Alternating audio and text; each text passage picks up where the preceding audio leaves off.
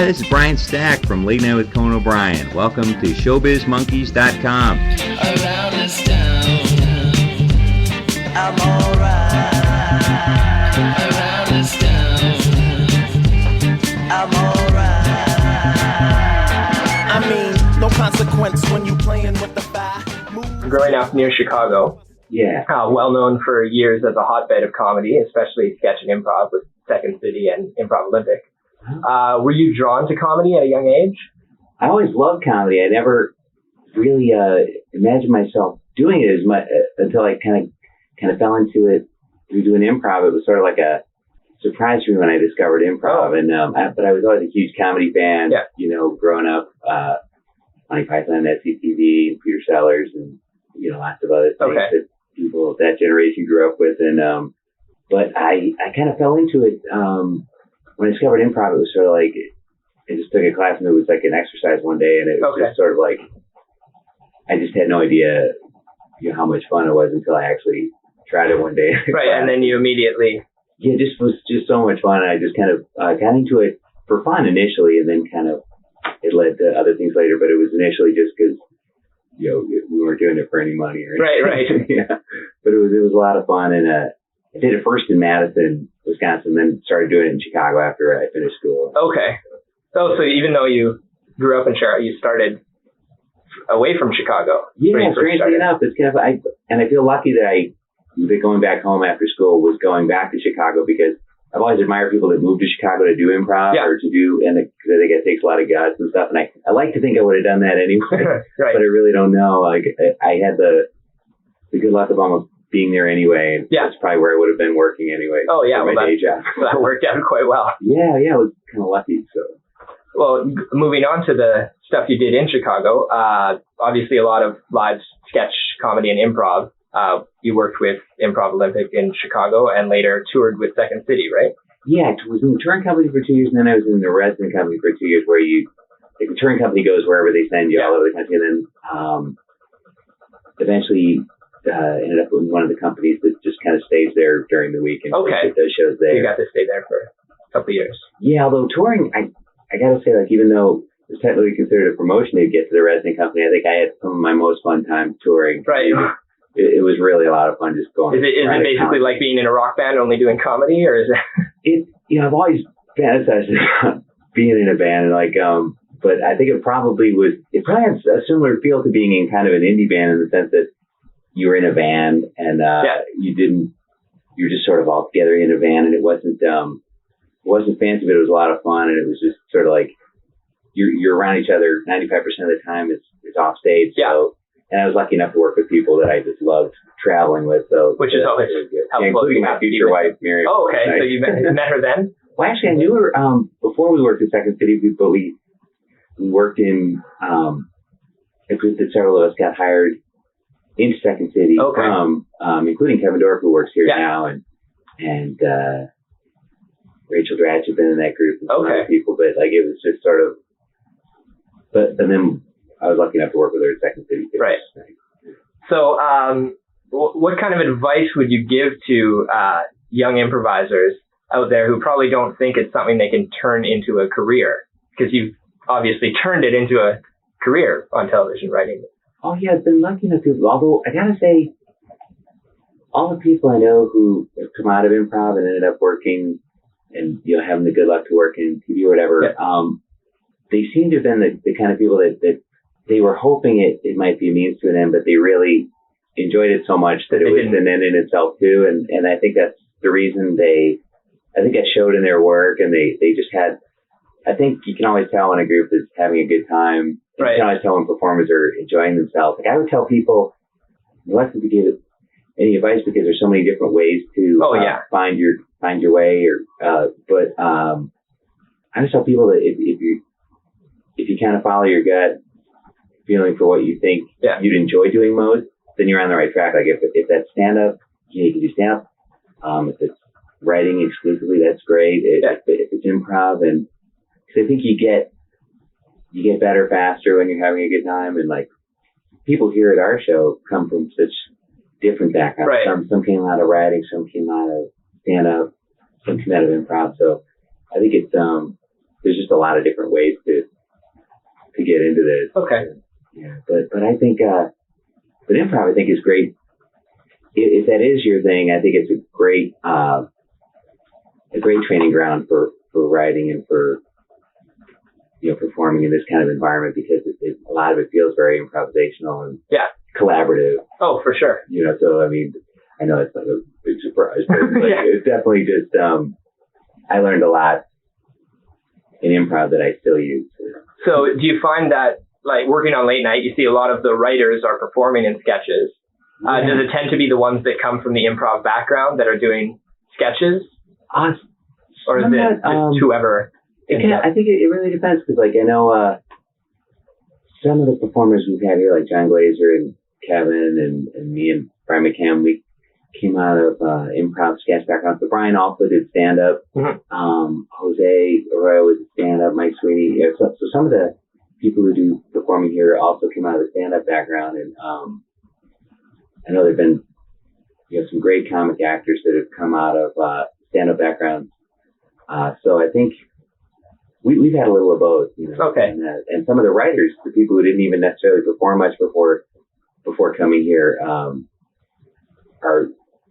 we really enjoy performing too. So it really just depends on what people feel comfortable doing. Okay, yeah, that makes sense. So it's not just that the show is hard up for cash and they need to put the writers in so they don't have to hire extra actors. No, it's usually just if it feels right. Like we usually will just try to cast we use a lot of outside actors. We just try to just find the right person for the part. And if it's someone here, great. If it's one of our friends from UCB, or if it's an actor from the more straight theatrical world, you just try to find the right person. Okay, so that makes sense. Yeah. So I was wondering, what is more satisfying for you on the show? Writing a sketch that gets a great reaction from the crowd, or getting a big laugh from performing someone else's work? That's a good question. I'm always happy when I help to put across someone else's work the way they kind of envisioned it, and you do your best to kind of serve what they had in mind. Mm-hmm. And that's always really satisfying. Like if you feel like you delivered what they wanted. I think that it's hard to compare in some ways. It is incredibly satisfying. I must say though, when you write something, even if it's a one-line joke in a desk piece for everyone's top jokes, and if it's something you really were proud of and it happens to make it in and do well, I think that it's hard to beat that just for the sense of satisfaction from it. But I love the challenge of trying to, like, if I am asked to perform in someone else's piece, just hoping to, if it comes off and they're happy with it afterwards, that it is a great feeling, like that you helped kind of just fulfill what they had in mind. Right. So that's great too. Okay. Speaking of the characters, you played a lot of great recurring characters on late night, from the traveling joke salesman to the interrupter to my personal favorite, Frankenstein. Oh, thanks. What's been your favorite character to play over the years? That's a good question. I've enjoyed a lot of them for various different reasons. One of them that I've never really gotten tired of is probably although I haven't not that I've gotten tired of the other ones, but right. I always enjoy working on and performing the interrupter sketches. Yeah. I usually write those with Michael Coleman, who actually originally had the concept for the character.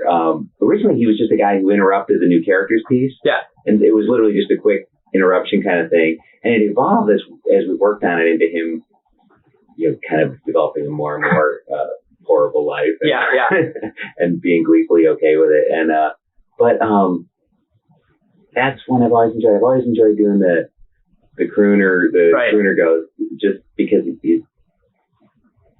the idea of, like, pleasantly singing about things that would be unacceptable even in his own time, Yeah, I was going to ask that. How fun is it to come up with such horribly offensive lines and then get away with it? It really is a lot of fun. My only concern is that, and I know you can't help this because some people are always going to misinterpret it, but, like, I always try to make it clear that his views would have even been unacceptable in his own time. Right. That he was murdered, and that that's right. No one would have put up with it, and that I've actually been surprised at times when someone takes it at face value and says, "I hate the way he sings about women," and I'm like, and I guess I can't fault them for having that interpretation, but it's certainly the last thing in the world I ever intended was for him to be think they'd understand it's a comedy show. I guess that's the thing. You can't really worry about it. And, but I've been amazed at some of the things people have taken offense in over the years that you've been like, oh, really? You didn't? Sometimes I always assume he's over the top enough that people would just kind of understand that he's horrible and that that's the joke. But I guess some you people just never know, So, but now you've worked on the show for I think around 10 years. Yeah, now. a little over 10. It's hard to believe. Do you still ever get starstruck meeting any celebrity guests or people you admire? Oh yeah. It's funny too because sometimes it's hard not to get excited when guests that make everybody excited to hear like someone like Bill Murray or supporter Tom Hanks or people like Springsteen stuff. It's hard not to get starstruck. Or Neil Young when he's here. From Winnipeg, by the way. Oh, is he really? Cool. Yeah, he's great. And I often find they're often like some of the nicest people in the hallway to everybody. Okay, They're oftentimes but I do, sometimes the people I'm most starstruck by though are people that the audience might not be all that familiar with. Like Paul Westerberg from The Replacements, when he was on, I get the feeling that maybe some of the people didn't quite know who he was. Or when Michael Palin from Monty Python was on, some people might think of him almost like primarily as a travel guy these days or something. But he was a huge inspiration to me when I was starting out. So, or an author like Mark Lehner who wrote like F2 Babe or these things that I've always gotten a lot of that have been big inspirations for me that sometimes they'll come on and they may not be all that well known with the crowd, but they'll make me kind of starstruck. Right. But I'm equally starstruck by people like Barry Amazon or something. Okay, the big people. So it still hasn't fully sunk in that you're here and. Oh no, yeah. I hope they never really lose that. I think I will because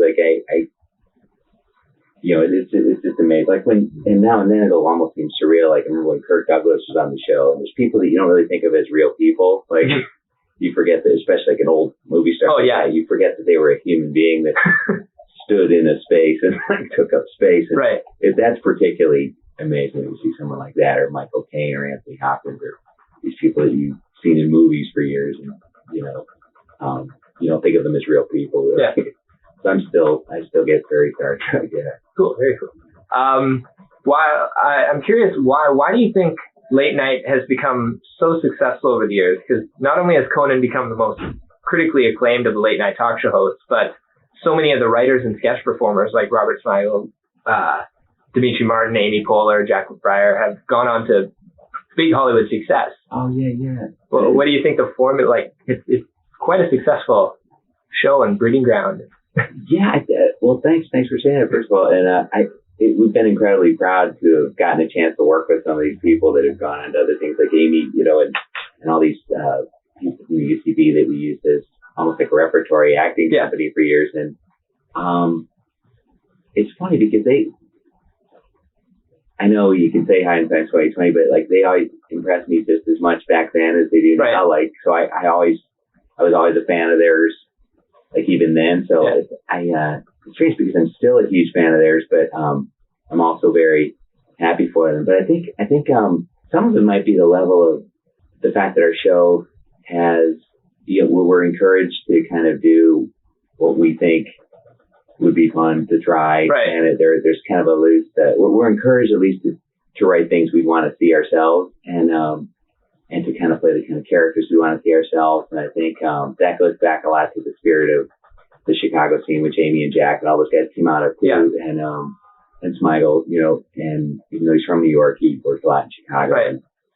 And not that that's the only place that. No, but the vibe, because it's not the two big cities. I think the other thing about Chicago that reminds me here is that because Chicago is a bit more low profile than LA or New York, the way our show is a little more low profile than maybe a show like SNL, it's you feel a little bit less scrutinized by the public, and you're a little less judged based on like at SNL, I kind of feel for them sometimes because it's like people are always comparing them to that season or this season or the last week. And here we're sort of like, we're left alone a little bit more, I think, to kind of, and I think I think because it's SNL is such a more high profile show, they're also, the downside of that, I think, is that they're under so much more scrutiny. Yeah. Like, and so I think they still manage to take chances, which is great, but I think that it's nice in some ways to be a little more low profile sometimes and just kind of feel like, if you try something and it doesn't work that well, it doesn't feel like it's the end of the world. Yeah. Okay. So, that makes sense. Just kind of a loose experimental feel at the show. I don't know if it's how people would compare that to how it was early on or whatever. Maybe it's less, maybe it's more. It's hard to say, but we are encouraged to kind of write stuff we want to see ourselves, which is nice. Yeah. Now, these last couple weeks, especially during your 2-week off time, there's been some more tidbits news about Conan's move to the Tonight Show in 2009, including the word that they plan, according to NBC, they plan to keep as much of the staff as possible. Has there been much talk around the show about the move to 2009 or the move to the Tonight Show? And would you be willing to make the move out to LA to work for the Tonight Show? I'm embarrassed to say I know about as much as anyone. Like it's kind of funny. We don't really talk about it much. I know it's a very strong possibility that that's all going to happen. And, but I kind of have this. I try to kind of keep the attitude that anything could happen, and not expect anything, and not be caught unexpected either. Kind of, but I know it's a real strong possibility that we can all end up on LA and we'll be doing the Tonight Show. I think so. And I've loved working with at the show so much. And I love working with all these people so much that I prepare myself for a very strong possibility of being out there working with all of them. But it's hard to imagine, not doing it here and not being here anymore. But I think the nice thing about being in LA was we do have a lot of friends out there now, and there's a good community of people out there, not just people we knew from Chicago, but people we knew in New York that live there now. And so I think that would make it easier to make the transition if we did it. Right. Yeah, I want to talk about your live improv that you still do now. You still perform live, appearing in Ask Cat at the Upright Citizens Brigade Theater in New York, and I imagine some other stuff here and there as well. Here and there, not nearly as much as they used to before the kids came along. But I usually watch the kids on Sunday night and encourage Miriam to go do it, and occasionally we'll both go down and do it. But she does it pretty much every week. She has a show on Saturday nights to do it the Magna Theater, which is another nice space. Yeah, that's the one Aaron recommended I go to. Actually, he was there for a while. Yeah, it's a great space. I've done only a couple of shows there, but and I've occasionally done this other show called Grab and Water. Might be Grave and Water. I mentioned it's hilarious. I've done it several times, but it's a cool show that Stephen Ruddy put together, where one actor is reading lines they've memorized from a play and the other one's improvising. Oh, and they've never heard. They have no idea what the play is or what the lines are. And I've only done the improv side of it, but it's really been fun. It's that's a really unique concept. Yeah, it's really. I've done stuff where people are reading out of a play that they're holding, or they'll get a page number, but I've never done a thing where an actor has literally memorized entire scenes. And and he's done that in Chicago a little bit too. But that's a lot of fun. But I occasionally get down to Ask Cat now and then. I'm hoping to do it one of these upcoming weeks, if I can. But I hated missing this last one. Brian Williams did the monologue. Right. Yeah. Sounds like a lot of fun.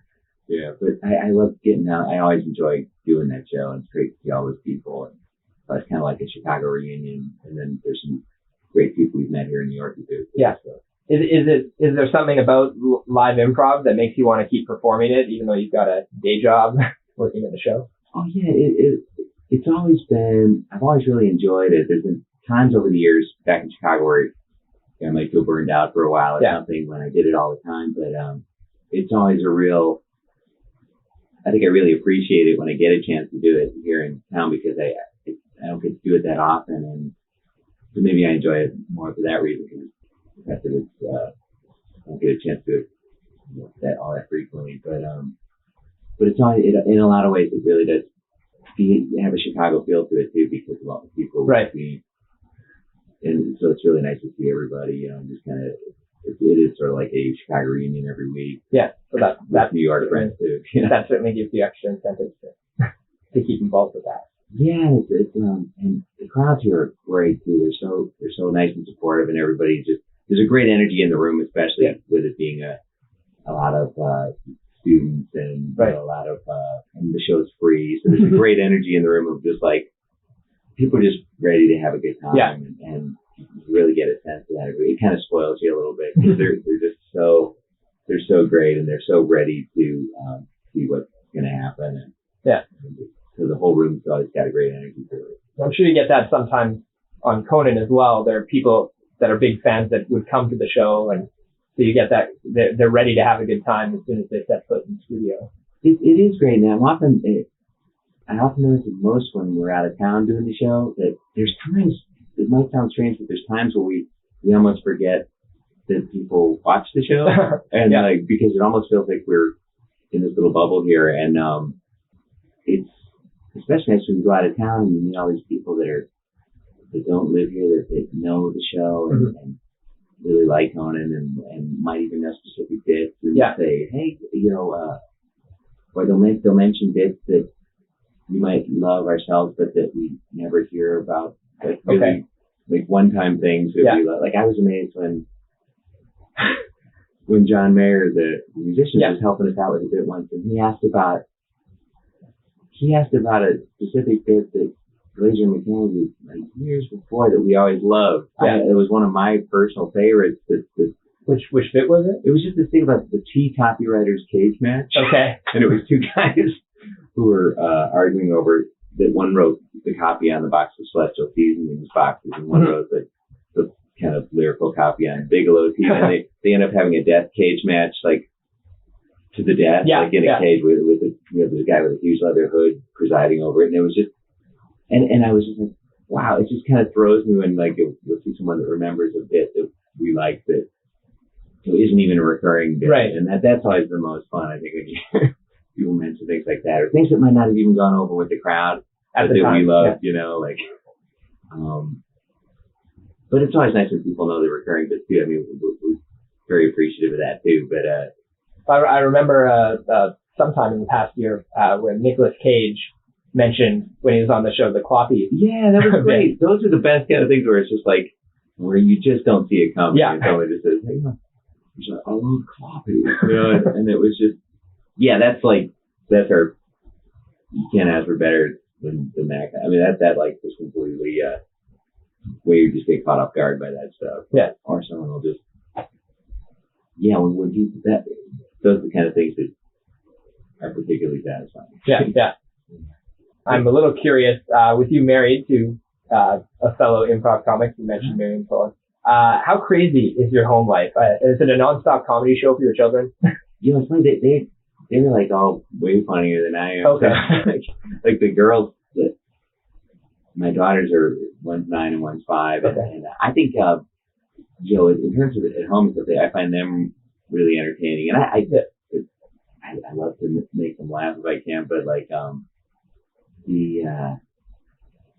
lot of times Miriam and I find that the kids make us laugh like crazy, even when they're not intending to. My youngest daughter's actually sometimes at her funniest when she's being at her absolute worst, right? And because she's just it's so over the top that you'll just be you try not to laugh because you're trying to be a disciplinarian, but I guess because you come from a background in comedy, you can see the comedy in situations like that. Whereas sometimes I always try to, but there are times where you're just like any other parent. You're just like, oh God, what am I gonna do here? But I've always gotten. It's always. I definitely try not to take it for granted that is so funny, and but I've always.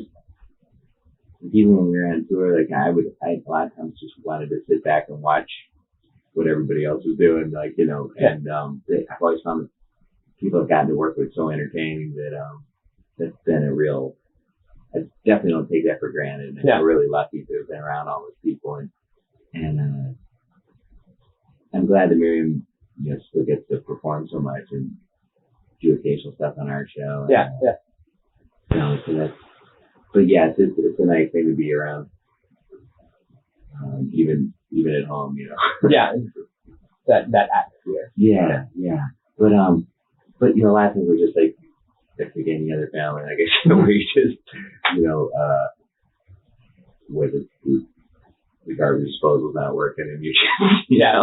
Oh yeah. That's it. Yeah, so it's just like, it's, but yeah, you try to find the humor in it, but sometimes there's just no humor to be found. Yeah.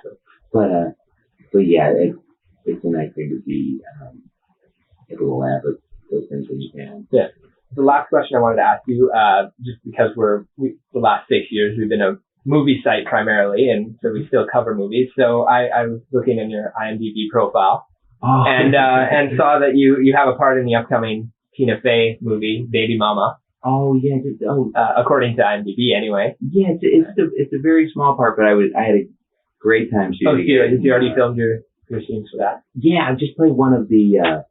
I play a guy whose wife is in the surrogate program that Tina is also in, and I had a great time doing it. It was I'm very grateful to have gotten the chance to do it, and it was really fun working with Tina and Amy again, and Jason Mantzoukas was also lovely to stuff at UCB, and it was a big thrill just to kind of meet him for a few minutes just to meet Sigourney Weaver. Yeah. She could not have been nicer. She was like incredibly nice. She was saying, and you could tell how much she really liked doing comedy. Yeah. She feel like, I love doing comedy. Most people think I'm so serious all the time, but I could tell she was just having a great time. Yeah. And so yeah, I had a lot of fun doing that. And, being on a big budget movie set, is that?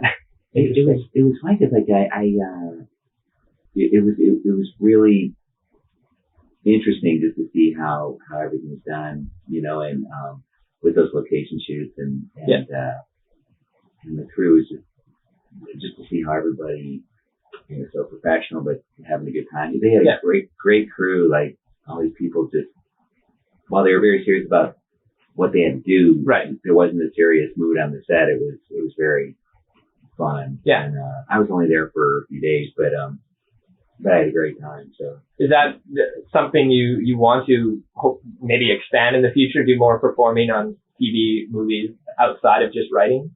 I would love to do outside stuff if it comes up and people think I'm right for it. Like I've done a few things here and there. Like sometimes it's hard with our hours to even pursue outside things, but luckily like our show was nice enough to let me out for a couple of days for that. And last year I did part on 30 Rock and some voice. Most of the stuff I've been able to do has been like voiceover type stuff where you can slip in for an hour and but and with, as you know, with those TV movie shoots, it's usually a pretty long day. Yeah. And they, you pretty much have to have the flexibility to get out and do something like that. But they've been really nice to let us do that occasionally. Kevin Dorff just did a part in The Office while he was out there. So they're always really nice about it when something comes up. But yeah, I've always loved doing that, and the chance to work with any of those people and even for a day or two, it was a great experience. Yeah, I would love to if it comes out. ShowbizMonkeys.com